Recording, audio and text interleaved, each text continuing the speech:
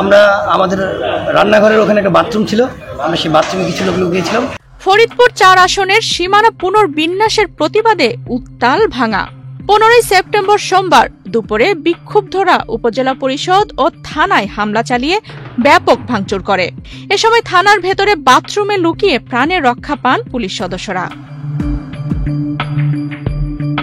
ফরিদপুর ৪ আসন থেকে আলগী ও হামিরদি ইউনিয়নকে কেটে ফরিদপুর ২ আসনের সঙ্গে যুক্ত করার সিদ্ধান্তের প্রতিবাদে গত এক সপ্তাহ ধরে ভাঙায় চলছে টানা আন্দোলন। মহাসড়ক অবরোধ, বিক্ষোভ সমাবেশ সহ নানা কর্মসূচি পালন করছেন স্থানীয়রা। আন্দোলন চলাকালীন সময়ে 14 সেপ্টেম্বর রোববার স্বরাষ্ট্র উপদেষ্টার করা এক মন্তব্যে আরো ক্ষুব্ধ হয়ে ওঠে এলাকাবাসী। বান্ডেল থাকলে প্রতি সেনমানিতে টাকা বাঁচবে। বিকাশ সেনমানি বান্ডেল কিনে জিতুন প্রতি লেনদেনে। এরই ধারাবাহিকতায় আজ সোমবার সকালে আইন শৃঙ্খলা বাহিনী অবরোধকারীদের মহাসড়ক থেকে সরাতে গেলে সংঘাতের সূত্রপাত হয়। দুপুরের দিকে হাজার হাজার মানুষ ঢাকাগামী মহাসড়ক বন্ধ করে দেয়।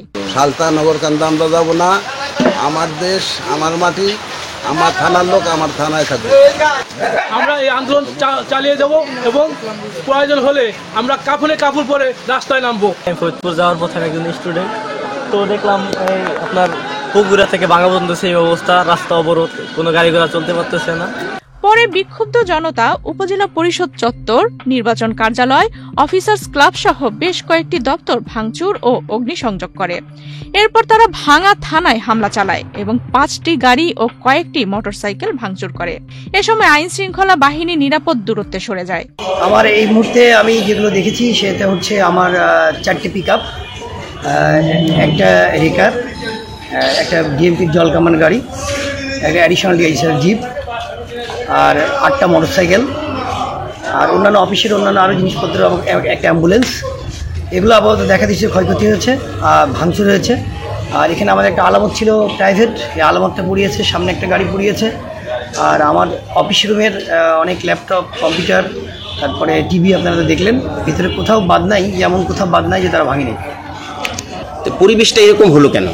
এটা আমরা বুঝি নাই। আমরা এখানে খুব সুস্থভাবে সবাই ছিলাম। তারা লোকাল থানার ওই দিক থেকে আসার পরে হঠাৎ করে 2-3 জন লোক প্রথম দৌড় দিল, দৌড় দেওয়ার পর তারপরে শত শত লোক একসাথে চলে আসলো। তো ভাঙচুরের সময় আপনারা কোথায় ছিলেন? আমরা আমাদের রান্নাঘরের ওখানে একটা বাথরুম ছিল, আমরা সেই বাথরুমে কিছু লোক লুকিয়েছিলাম, আর কিছু কনস্টেবল অফিসারদের আমরা বের করতে সক্ষম হয়েছিলাম। এখন পরিবেশ মোটামুটি শান্ত। এখন আমাদের সিনিয়র অফিসার আমাদের সাথে সবসময় যোগাযোগ করতেছে, স্যাররা আমাদের যেভাবে নির্দেশনা দিচ্ছে আমি সেভাবে কাজ করছি।